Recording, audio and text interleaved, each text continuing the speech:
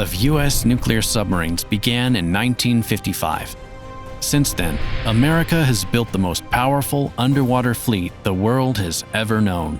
How did the U.S. learn to launch 154 Tomahawk missiles from a single sub, tap into enemy cables in secret, and keep 70% of its nuclear arsenal hidden beneath the ocean? This is a story of revolutionary technology, tragic events, and covert missions, from the Nautilus to the Columbia, from the Cold War to a future that's almost ready to hit the water. Let's dive in.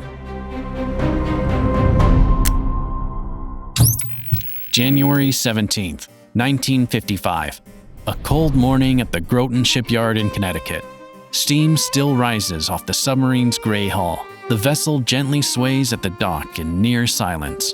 Suddenly, a short radio transmission is sent, just 4 words, underway on nuclear power. These words, sent by the sub's commanding officer, Captain Eugene Wilkinson, went down in history as the official confirmation. The world's first nuclear-powered submarine was operational. As of early 2025, the U.S. Navy operates around 70 nuclear submarines, incomparable to the legendary first, the Nautilus. The story of America's first nuclear submarines is a saga of engineering brilliance, strategic foresight, and Cold War urgency. After Hiroshima and Nagasaki, it became clear the future belonged to nuclear technology. The United States already had the bomb, and now it needed a way to deliver it silently and reliably. Diesel subs were noisy, vulnerable, and had to surface often. A new power source was needed. Enter Hyman Rickover, the father of America's nuclear navy. Involved with the Navy's nuclear program since 1946, Rickover was a relentless visionary and a controlling figure, often described as borderline despotic. Against resistance from both the Navy and politicians, he pushed through the development of a nuclear-powered sub. Work on the submarine reactor began in 1948 at the Naval Research Lab in Bethesda, Maryland, with the reactor built by Westinghouse, a company specializing in nuclear tech.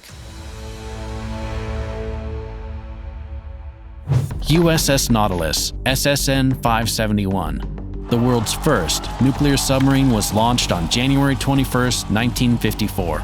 And yes, it stunned the world. Fully autonomous, it could travel thousands of miles underwater without surfacing at speeds up to 23 knots. Reactor: S2W pressurized water reactor, developed by Westinghouse. Crew: around 105 sailors. In 1958, the Nautilus made history by traveling under the North Pole, becoming the first ship to pass beneath Arctic ice. This wasn't just a stunt, it was a loud signal to the Soviet Union at the height of the Cold War. The US could launch a nuclear strike from beneath the ice, where no one was looking. That success kickstarted the rapid growth of America's nuclear submarine force. Nuclear submarines are absolutely essential for a country that wants to maintain control on a global scale. Their primary mission is strategic nuclear deterrence, quietly transporting nuclear warheads to any point on Earth. But they also handle intelligence gathering, anti-sub and anti-ship warfare, support for special forces, and silent patrols just off enemy shores.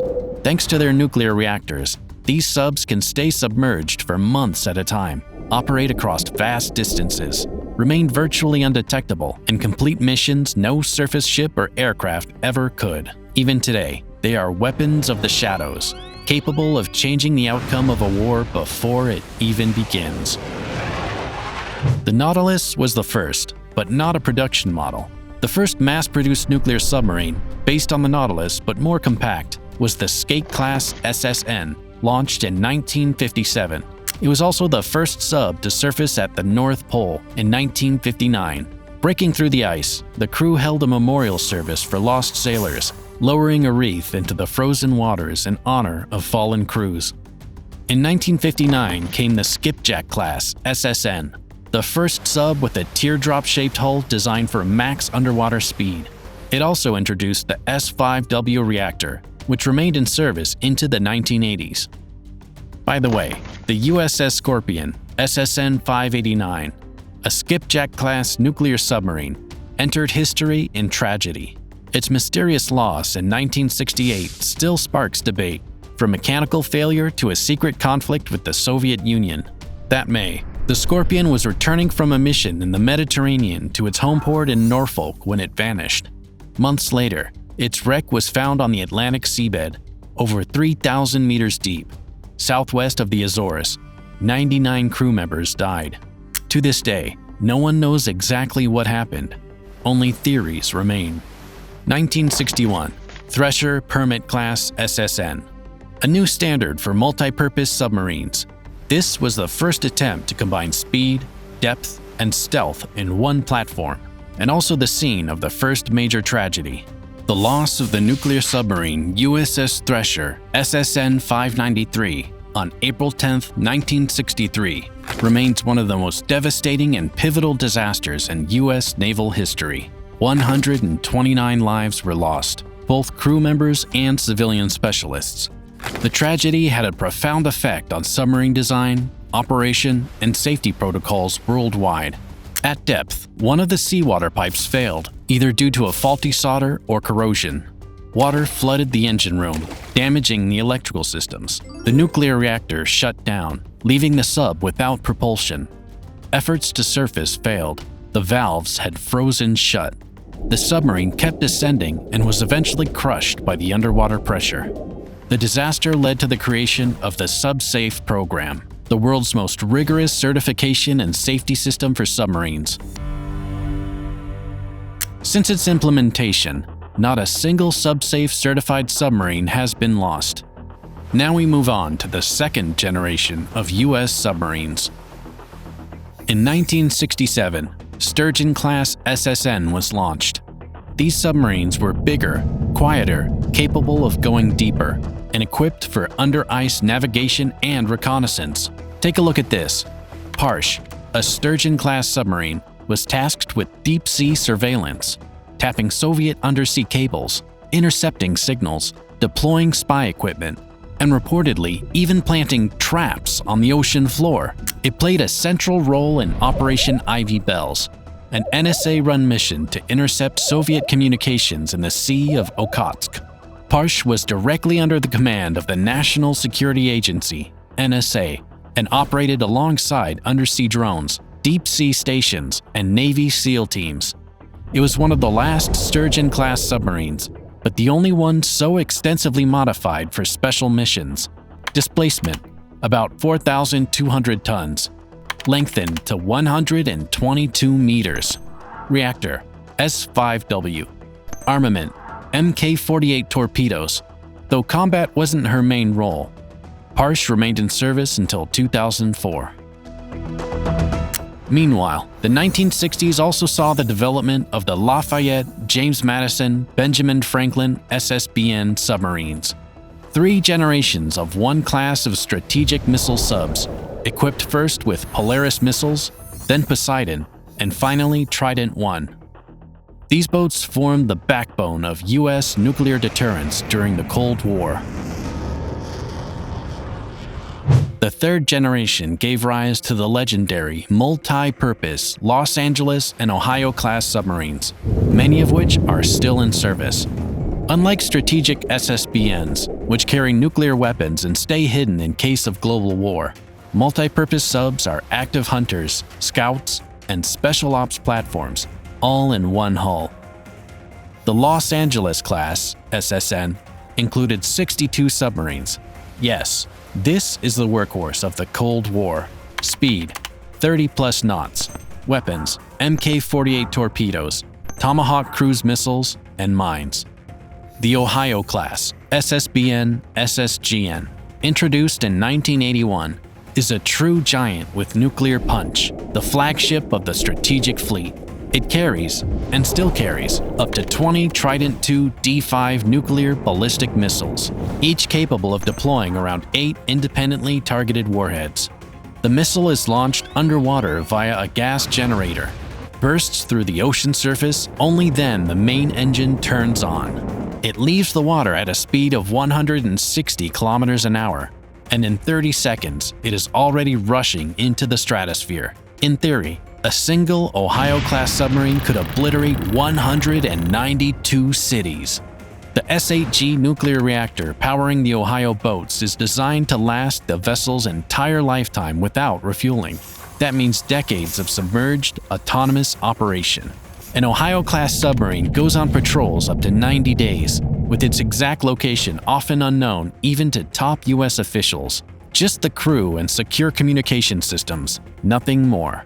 Compared to other subs, Ohio boats offer the most comfortable living conditions: individual sleeping quarters, a gym, library, lounges, even a video room and ice cream. Because 90 days underwater is no joke. In service for over 40 years, Ohio-class subs remain a pillar of the U.S. nuclear triad. It is the Ohio-type submarines that make a U.S. nuclear strike guaranteed, even if everything else is destroyed. Approaching the most modern submarines of the fourth generation. Seawolf class SSN. Only 3 were built since 1997. Originally envisioned for deep ocean warfare with the Soviet Union, the project arrived too late. There are only 3 boats, too expensive, $3 billion each.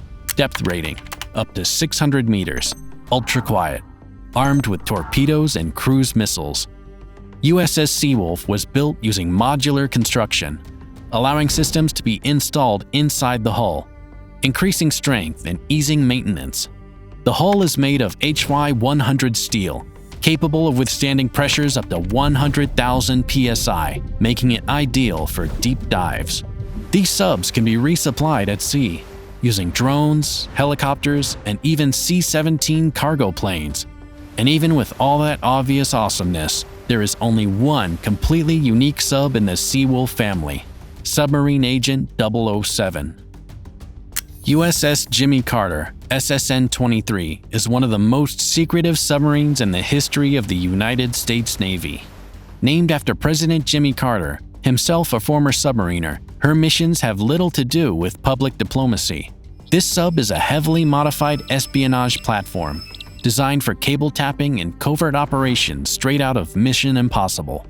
USS Jimmy Carter is the third and final Seawolf-class sub, a Cold War super sub realized just in time for a new kind of war.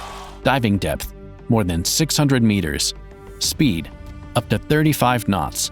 Stealth, exceptional acoustic quieting and reinforced hull. 8 660mm torpedo tubes. Reactor, S6W, good for 30 years without refueling. What sets Jimmy Carter apart is a 30-meter module inserted into the pressure hull. This is a workspace for undersea drones, ROV, UUV, Navy SEAL delivery teams, fiber optic cable tapping, and the deployment or retrieval of sensitive equipment. Jimmy Carter is capable of docking on the ocean floor and tapping into undersea communication cables, tapping, intercepting, possibly even introducing false information. It is hydrodynamically stable at depth and has multiple manipulators. Equipped with an airlock and a saboteur exit compartment, the SEAL Delivery Vehicle, SDV, is a mini submarine for delivering fighters to shore. Although the USS Jimmy Carter's missions are highly classified, experts speculate that it has been tapping Russian and Chinese undersea cables, including on the bottom of the Arctic Ocean and the Pacific Ocean. Participated in Operation Ivy Bells, a historic program to intercept Soviet cables in the Sea of Okhotsk, 1970s.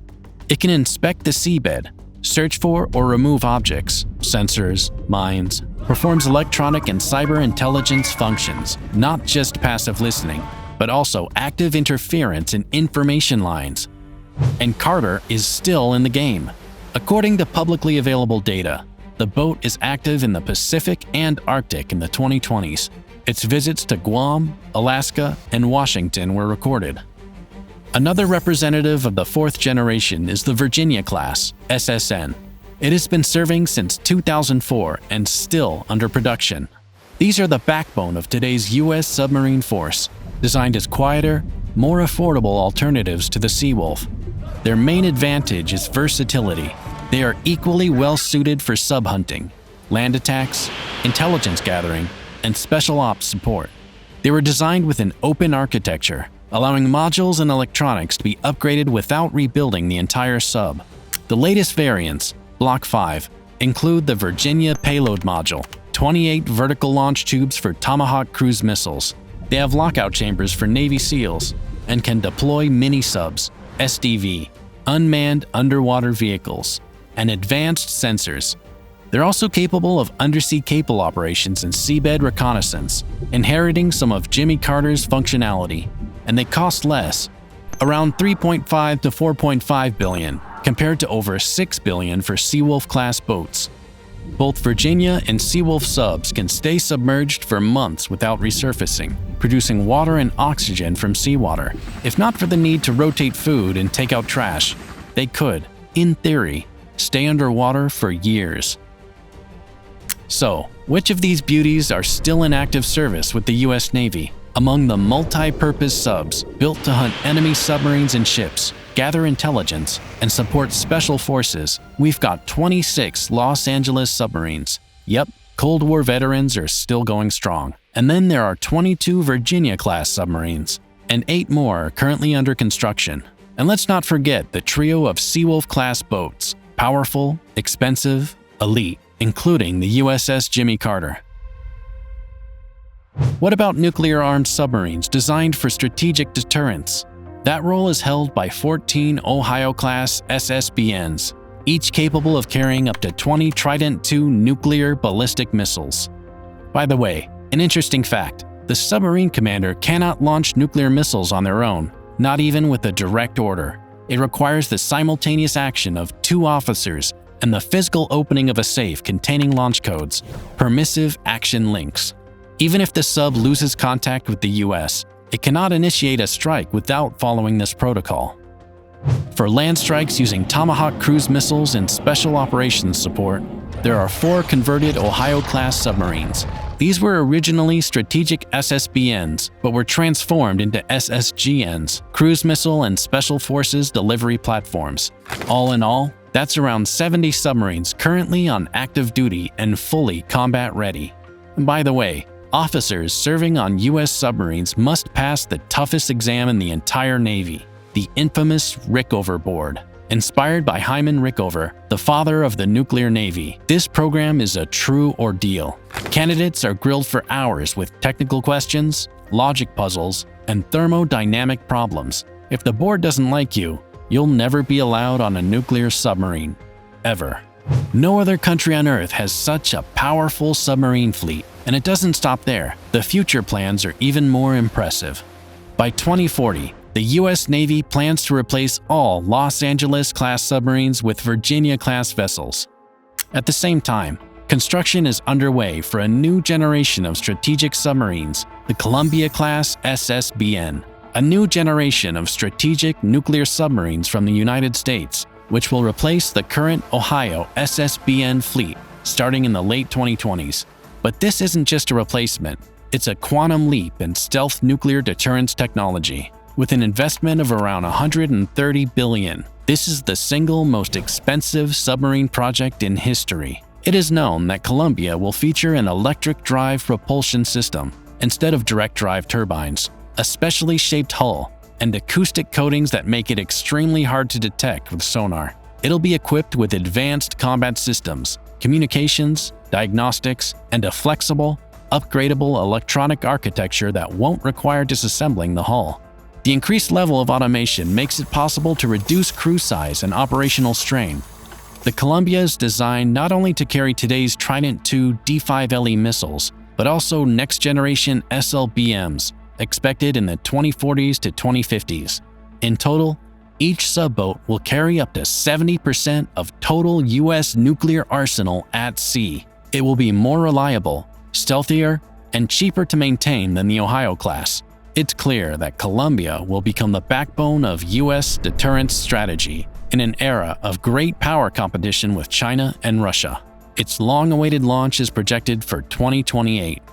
Since the 1950s, the US Navy has possessed the world's largest and most technologically advanced nuclear submarine force, and it all started with one visionary who believed a submarine could become an invisible aircraft carrier with infinite fuel.